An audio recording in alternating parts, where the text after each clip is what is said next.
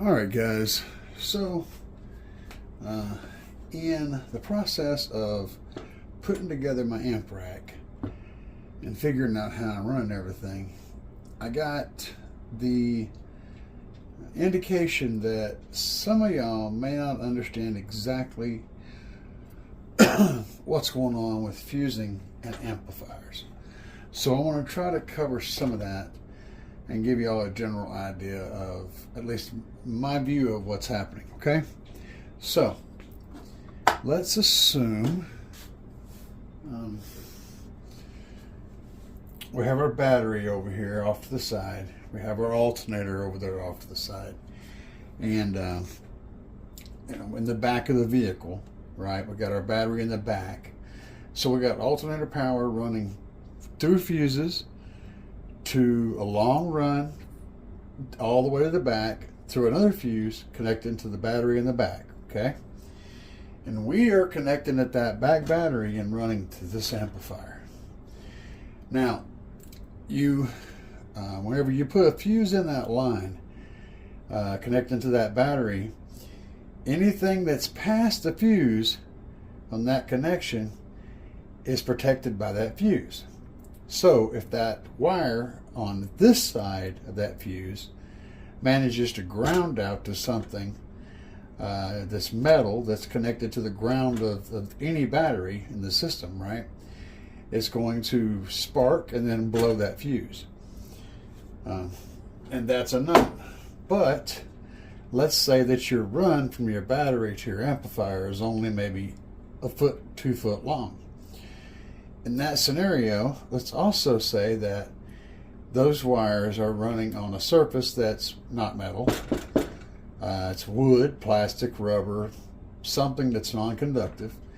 They are fastened down. They are clear of anything that could possibly damage them. That you're only really not going to have any way that they're going to short together.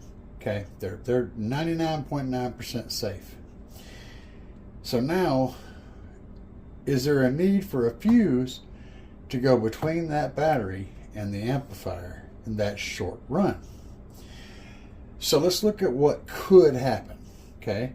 Let's consider the options of what could happen to make a fuse necessary in that space. Okay, from the fuse, let's say our power wires are running to this fuse from the battery, right? So the wire running from the battery to the fuse is not protected by the fuse because there's nothing stopping it from conducting electricity. Only the wire coming out of the fuse is going forward is protected. So let's say you had this mounted right here, and this power coming out of this fuse box is going to the power in on the amplifier. Then of course you got your ground wire, got all your wires running. So now we've got to look at what's inside the amplifier. Okay, in this particular amplifier, this one and this one are positives. This one and this one is a negative. Now you'll notice that the positives don't have any visible connection between the two of them. And I think the only connection is a heavy amount of solder on the other side of the circuit board connecting these two together. But they are connected. Now if you look at the negative coming in here, the only thing that's connecting between those two is the circuit board. So let's say you have a scenario somehow inside the amplifier where this negative terminal gets connected to this positive terminal. That would create a dead short, okay? If the connection was strong enough to conduct enough power to blow this fuse, which would be, in order for this fuse to be able to run the amplifier, this is an 8,000 watt amplifier. So in order for that fuse to be able to run this amplifier, it needs to be able to conduct at least 800 amps. So you would have to conduct between this terminal and this terminal 800 amps of power or more to blow that fuse. Now, what's making the connection in here? What could you put in here to connect these two posts together that could conduct 800 plus amps for long enough to blow this fuse? Well, not much. You would literally have to cut a chunk of this power cable, strip it back, and pack it down in there somehow or another, and hope it didn't blow off of there as soon as the power hit it, because it would have a tendency to burn and disconnect anyway. Odds are there really ain't anything that you could use if you intentionally tried to sabotage this amp and create a dead short strong enough to blow that fuse with the amount of power it needs to conduct. It's just not going to happen. So in the scenario that we have here, the fuse isn't protecting the amplifier. The amplifier is protecting the fuse. The amplifier, whatever's happening in here to cause the short, is going to burn out and blow up and disconnect before the fuse blows. So the amplifier, in this case, is the fuse. Now what you're hoping, of course, is that whatever caused this short to be disconnected and broken before it manages to get these wires so hot that the insulation burns off of them, and they somehow found some metal, or maybe the ground wire and the positive wire are right beside each other, right?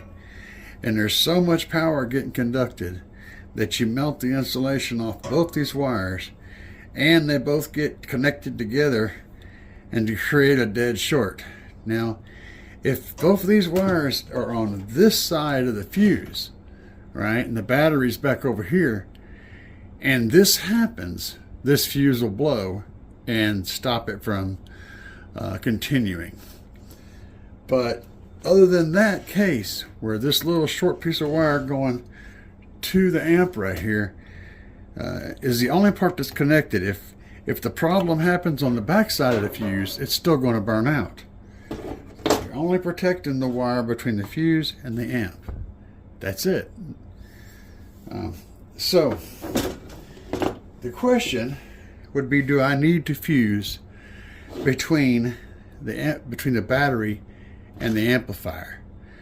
And the answer is yes, if the wires are in a place where there is even the remote possibility that they could in some crazy way make contact with each other bare, or the positive wire could somehow, in some freak of nature, make contact with a piece of metal somewhere. Yes, or if the run is, more than a couple of feet, more than 15 inches, more than a foot, right? Then I would say yes. Now, when it comes down to it, though, is you're only protecting the wire from the fuse to the amplifier. So if there's no way that wire can get into danger, it's no point in having the fuse. You're not protecting the amplifier. The amplifier is not being protected by this fuse in any way, shape, or form. Anything that will blow this fuse has to go through the amplifier to get to it. So this is the weak link in the scenario. It's what's going to blow, not necessarily this amplifier. The amplifier is the fuse. It's going to blow before this fuse does. And if you make this fuse small enough to where it will blow before the amplifier, it won't be able to run the amplifier. It won't be able to conduct enough power to do so. So yeah, this is your fuse right here. This only protects a piece of wire from here to here. This is the fuse that literally, it'll be the cause of the problem and the solution all in one. So whether or not you need to actually fuse from your battery to your amp on a very short, well-protected run is completely up to you to decide if that's something you want to do. You know what it's going to help you with. It's going to protect this wire. It's not going to protect the amplifier.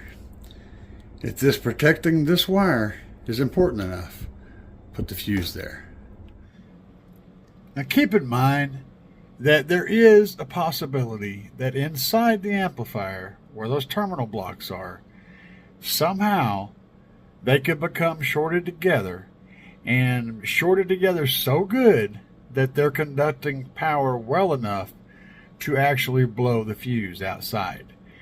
If that happens, and you have a fuse in line, it will prevent it from blowing up the battery or continuing to melt down the wire going to the battery. It'll do its job.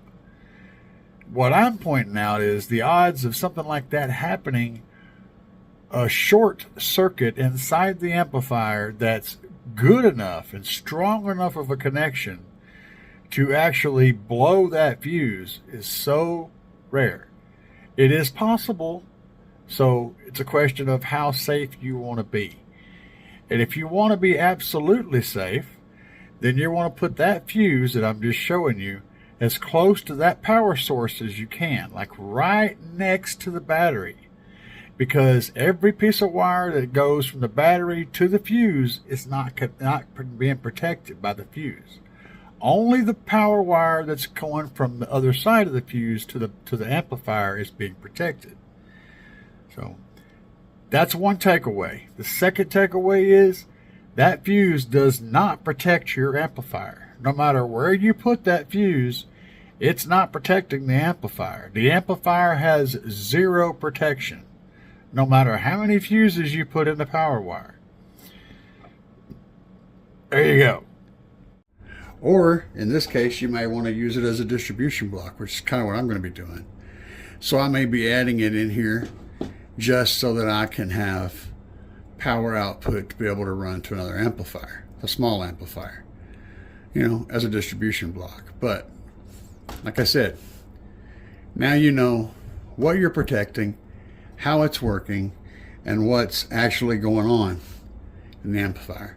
And if you guys are curious about what amplifier this is, I haven't mentioned this yet.